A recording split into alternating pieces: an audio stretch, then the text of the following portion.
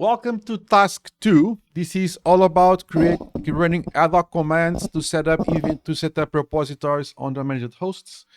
So in this case, it's to use AdHhoc commands. As you know, in more recent versions, the AdHhoc stuff it's not really there anymore. You can use still use in this case rel 8 stuff, but I don't recommend you do that. But if you want, I'm not going to show how to use old AdHhoc because this is probably going to give you 0 marks on that. So I will not recommend this, but it's there. Just use the AdHhoc commands, create a script.sh, make it executable and execute it. I don't recommend this. Do it if you want to do AdHhoc with rel8 procedures. It's your own risk and your own prerogative to decide to do that. I don't advise you, highly do not advise you how to do that process. So let's do the rel9 stuff. So here we're going to create a playbook called yum.yaml.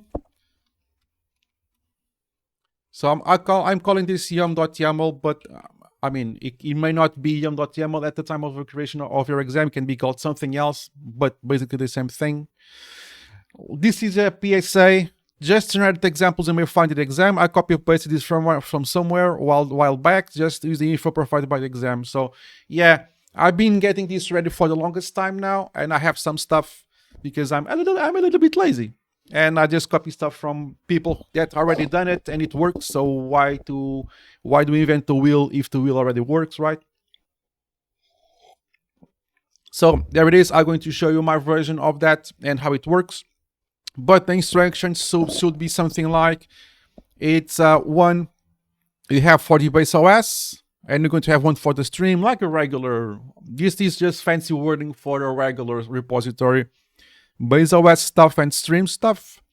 Description is base software, stream software, base URL, it's that.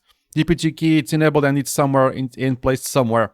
It doesn't really matter what the parameters I use because I'm not going to I'm not going to use this throughout the exam, but in the exam they're going to tell you something. I'm using these guys here just because it's what we use in the official training, so it makes sense.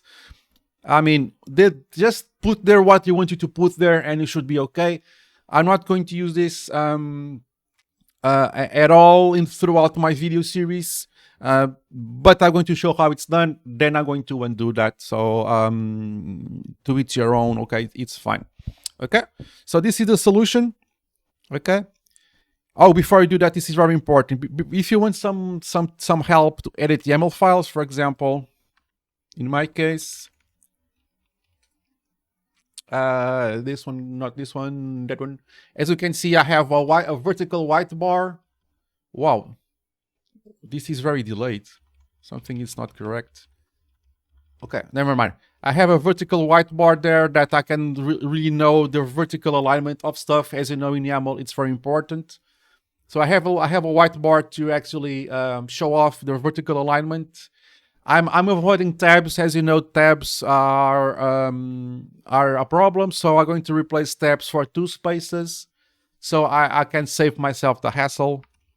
So I have created a file in my home folder called vim rc. This is what I have there. So the first thing is going to avoid tab problems and replace with spaces. And the second one is going to show the vertical white bar. This is going to make things much easier for me, at least, and I'm very easily distracted to do stuff and avoid problems. And this is going to give us some guidance on that. So use it if you wish, ignore if you don't.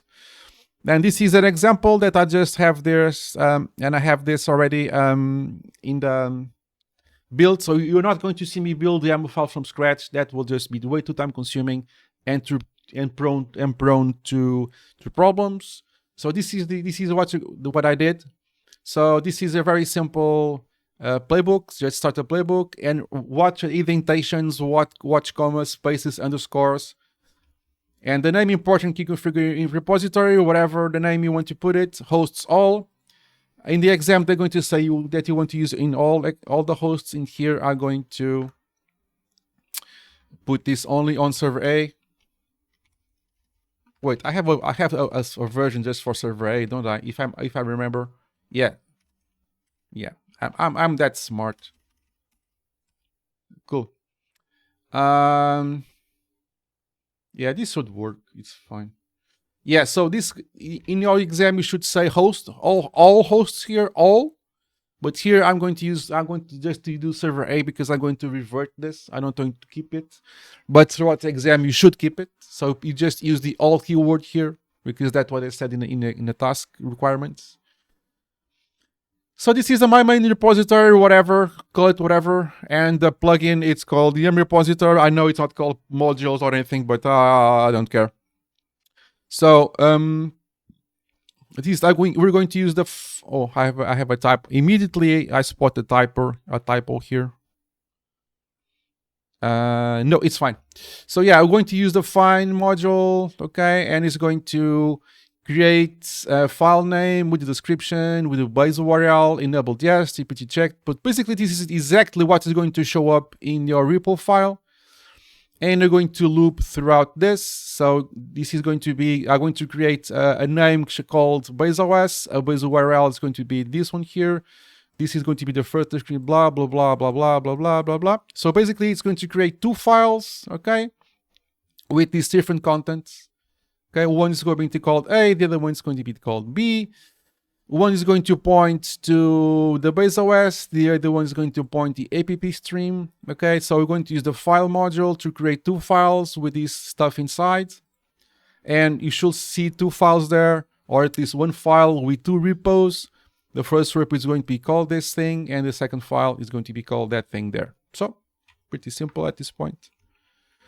Then we can execute this.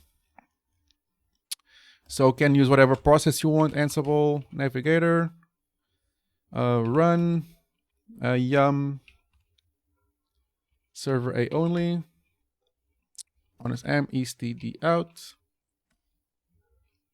I mean, this all my playbooks should work at first try because I have tested them out also, but things can arise and it's fine.